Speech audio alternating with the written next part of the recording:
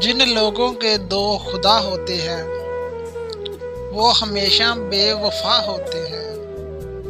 نہ ہوا کچھ حاصل جس کی پوجا عمر بھر کی، اب خدا کو سجدے کس منہ سے ادا ہوتے ہیں۔ جو سیرت نہ دیکھے صورت دیکھ کر عشق کر بیٹھے، وہ میری طرح تباہ ہوتے ہیں۔ عرش پر بیٹھ کر خدا بھی روتا ہے جب اپنے ہی اپنوں سے جدا ہوتے ہیں۔ آنکھوں سے اترتے ہیں آنسو قطار کی شکل میں، گر کر نیچے مجھ سے مانگتے پناہ ہوتے ہیں۔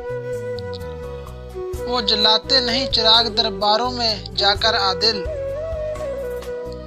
ہر آرزو پوری ہوتی ہے جن کے دل میں خدا ہوتے ہیں۔